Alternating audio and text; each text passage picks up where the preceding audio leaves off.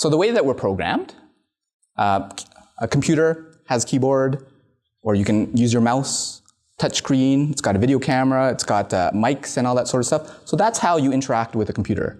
For us, we have our eyes, we have our ears, we have our hands, we have our taste and smell. So all of the typical senses that we have. And all those come in to this thing called the RAS, the Reticular Activating System. And what that does is we're actually bombarded with over, I think it's 11 million bits per second of information. Right? Don't believe me? Has anybody felt or paid attention to the feeling of your feet on the floor since I mentioned it? Or the breath that's coming in and out? Or the feeling of the chair underneath your butt? Or the hair on your head? Right? Until I called attention to it, you probably weren't imagining it or feeling it whatsoever. So all these different things, all these different senses, you're bombarded with it.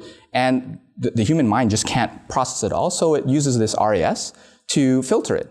And it deletes, distorts, and generalizes these things. So you can process about 128 of these at a time. And that will filter based on all these things, like your language and your memories and all those sorts of things, contextualize what you pay attention to. So I don't know if you've ever had that experience where you're going to buy a car, you're going to buy a purse, you're going to buy something, and you've never seen it before, but once you start researching and looking at it, then it's everywhere. I went to San Francisco before, and do the ladies still use those Longchamps bags? Does anybody know what those are? Yeah, most of the ladies. The guys, don't worry about it. You won't need to know it. But that was the thing I had no idea. So she wanted to get one, and she got one. And basically everywhere I looked, every single person had a Longchamps bag. But it's not a matter that once she bought it, then every single person started buying them. It was that it was always there. I just never noticed it because it wasn't even part of my memory. It wasn't even part of my vocabulary. I didn't even know what any of those things were ahead of time. So the experience that you have trigger and color all of the things that you interpret and pay attention to.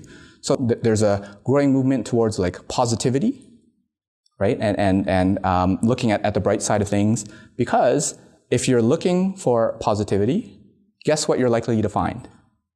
If you're looking for negativity, guess what you're likely to find, right? So all of this is coloring you right now. You're being programmed. I'm programming you. All your environment, all the people you associate with are programming you in one shape or form. And it's basically turning into these internal representations. Whatever you thought a picnic was, your own internal interpretation of that. And oftentimes it can influence your state and your physiology.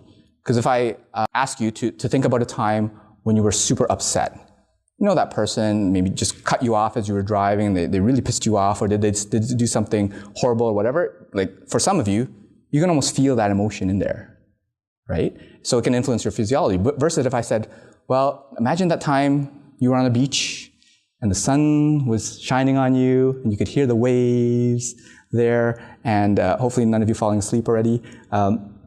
But you can almost feel the sense of relaxation as you remember those. So oftentimes your thoughts can influence your physiology and vice versa. So that's oftentimes what happens for those who have severe anxiety or have a severe depression, right? It becomes a self-reinforcing cycle where there's actually a trigger that happens that makes someone feel a certain way. And that continues down that, because as you feel it, the more emotions and more thoughts get into your head, and you kind of get into that self-deprecating cycle. So oftentimes, what you'll want to do is in those situations, is you just want to get up. And when you change your physiology, you often change your psychology too. So if any of you, when midterm season comes around or whatever, get overly anxious, go for a walk. Changing your state, changing your environment, whatever. And it can be a quick around the block or whatever, can do wonders to influence yourself and doing that. So this goes back to that amygdala hijack, right? If someone that you're communicating with or looking to communicating with is in that state where they are overly anxious or nervous, angry, or whatever emotion has overcome their mind at the moment, why don't you go for a walk? Or breaks their state in some shape or form so that you can actually get to their rational mind and get past that emotional center. Because oftentimes it'll pass if you get them to kind of cool down or whatever, then you can have a rational thought, right? And understanding that what you want to do, the whole empathy movement, is understand their model of the world. Where are they coming from, right? What's important to them? What sort of information do they have that you don't, and vice versa? And trying to kind of close that gap so that we're all talking about the same thing.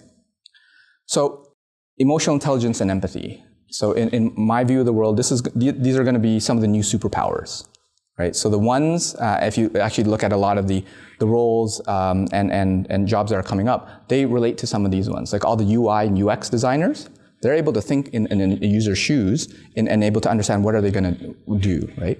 I believe there's a growing movement in kind of the HR field and the people field, because at some point, someone's going to have to program that computer or use the computer or whatever it is, even if AI and machine learning is going to take over everything. Someone's going to have to use that. So in the basics of it, it's understanding the other person's perspective. Now, there's a big difference between empathy and sympathy. Right? They're not interchangeable. Empathy is understanding the other person's perspective. You don't have to agree with it.